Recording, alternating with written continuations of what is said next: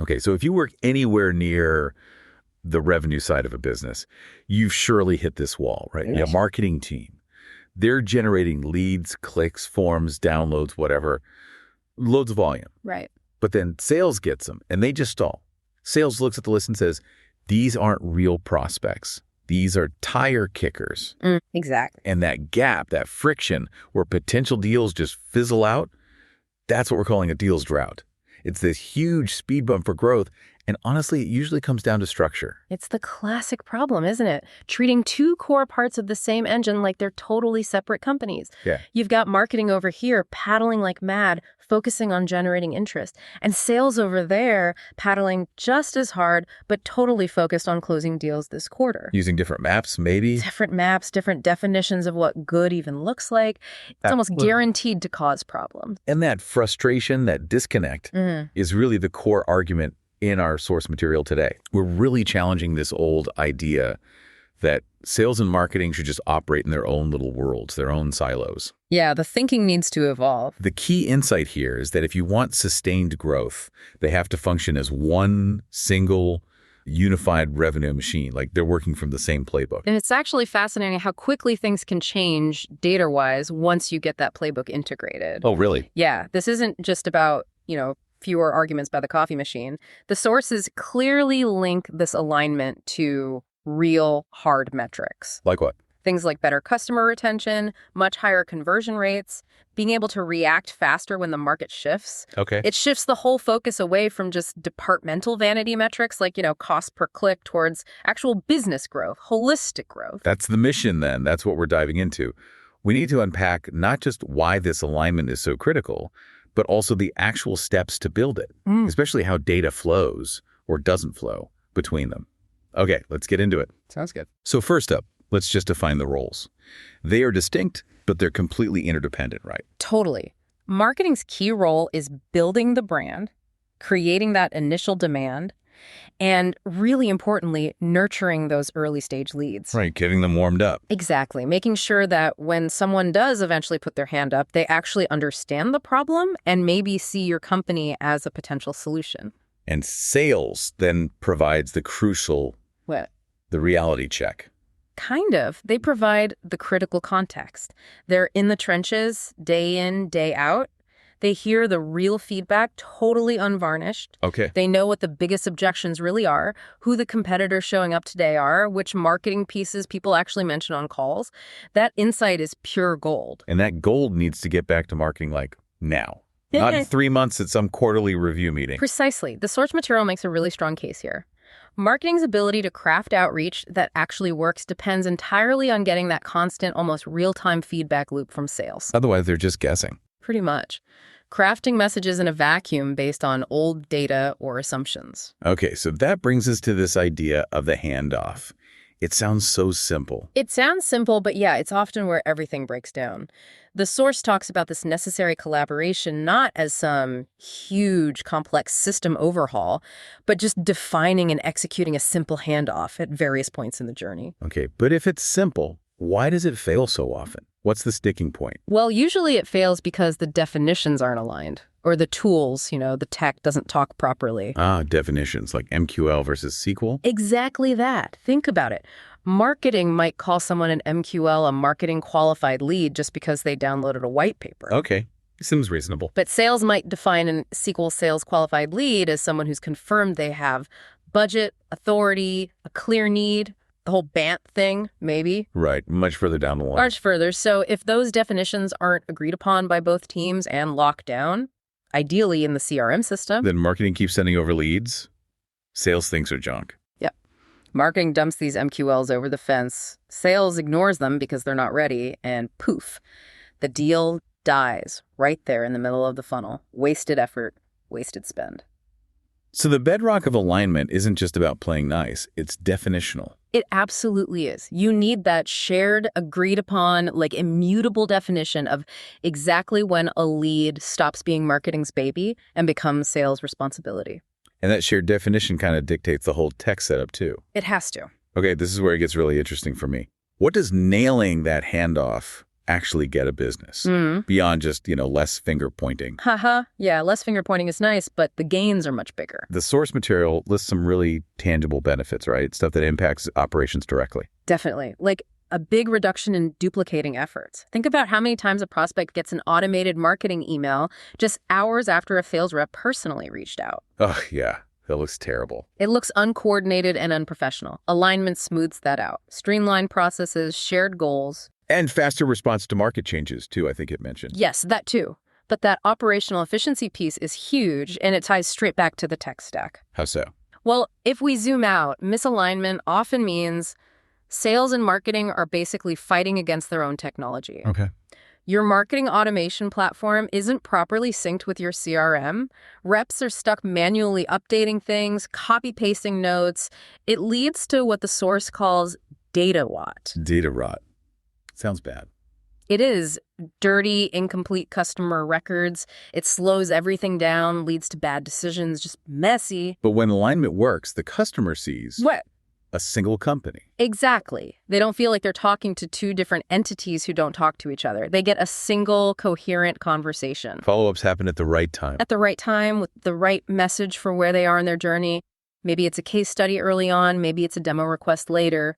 It feels seamless. And that seamlessness, that's what cuts down the sales cycle time. Dramatically shortens it in many cases.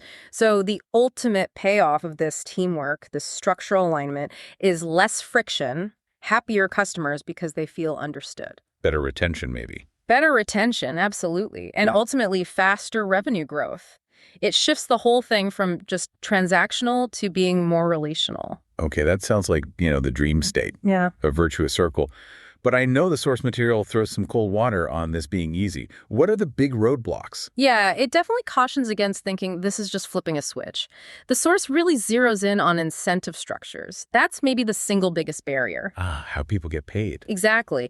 If marketing gets bonuses based on the number of MQLs they generate, guess what they'll focus on? Volume. Sheer volume. Right. And if sales is paid purely on closed revenue, maybe with kickers for bigger deal sizes, they'll cherry pick the highest potential leads, even if they bypass marketing's process. And ignore perfectly good mid-market deals, maybe. Potentially, yeah.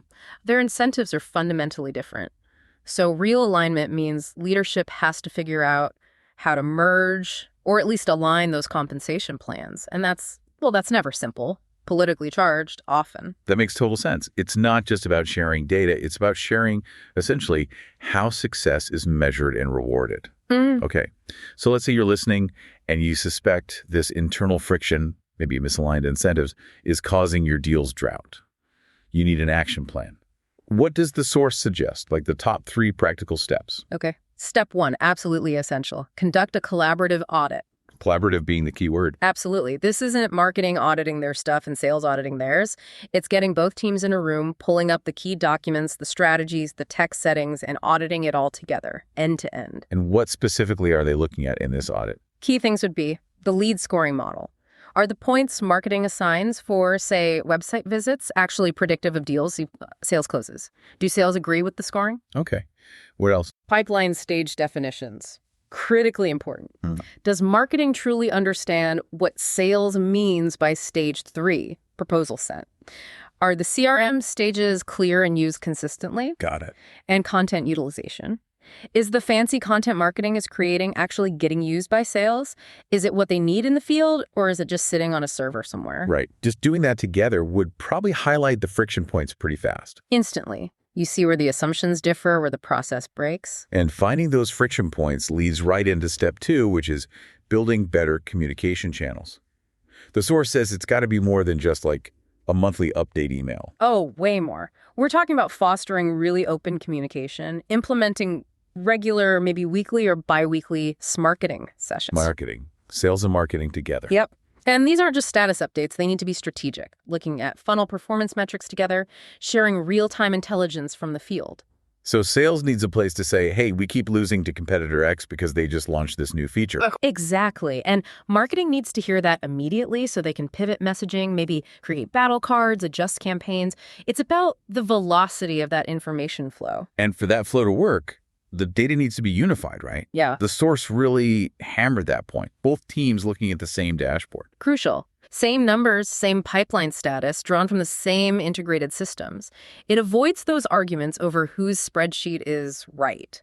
Right. If the CRM and the marketing automation are truly synced up, the data just flows. It removes that whole bureaucratic nightmare of reconciling different data sets. And that often needs someone to own it, doesn't it? It often does. This is why you see roles like sales enablement manager or even chief revenue officer emerging. Someone whose job it is to enforce that tech and process alignment, because naturally the teams tend to drift back into their silos otherwise. Okay, that need for shared ownership, shared data, it brings us to step 3, which is arguably the most critical for making this stick long-term. Define shared goals and KPIs.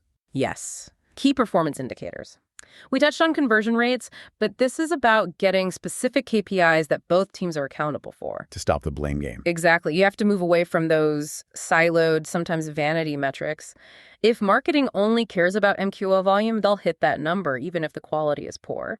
If sales only cares about average contract value, they might ignore smaller, easier wins. So is there a silver bullet KPI, one metric that really forces them to work together? Well, the source really champions metrics like the lead-to-customer ratio, or LCR, and overall funnel velocity, how quickly leads move through the pipeline. How do those force alignment? Think about LCR. To improve that ratio, marketing needs to send over higher quality leads, not just volume. Sales needs to be effective at qualifying and closing those leads quickly. Both actions impact the same number. Okay, I see. Same with funnel velocity. Marketing contributes by warming leads properly so they're ready. Sales contributes by acting fast and moving them through the stages efficiently. If the LCR is low or the funnel is slow, both teams miss the shared objective. So it creates shared accountability. They have to talk strategically about lead quality, about process efficiency, not just point fingers. Precisely. It forces that conversation. Okay, so let me try to synthesize this. The big goal here isn't just like getting sales and marketing to cooperate better. It's about intentional integration. That's a great way to put it, intentional integration. Moving away from seeing them as two separate departments, maybe even competing for budget or resources. Right. And instead, building them into one unified system. A single revenue engine that works together to drive value and ensure the brand succeeds. That structural shift is really the only way out of that deal's drought long term. That's exactly right. If you're hitting a speed bump in growth, if conversions feel stuck, the answer probably isn't just a new product feature or slashing prices. Yeah. More often than not, the real issue is that fundamental gap between how your sales team defines a real buyer and how your marketing team is incentivized or equipped to find one. The fix lies in building that shared playbook, that cohesive system. And this really brings up a final, maybe challenging thought for you, the listener, to chew on as you think about actually doing this. Okay. We've established sales provides these deep, crucial, real-time insights from the customer front lines. But for marketing to actually use those insights effectively to adjust branding, tweak messaging, shift campaigns almost instantly, what really needs to be in place. Yeah. We're talking about the speed of execution required by true alignment. What kind of tech infrastructure, what level of commitment to unified data is necessary to make that happen? Because manual updates and disconnected systems just won't cut it if you need to iterate that fast to stay relevant. That's the critical next question, isn't it? It's not just about agreeing to align. It's about building the operational capability to execute at the speed alignment demands.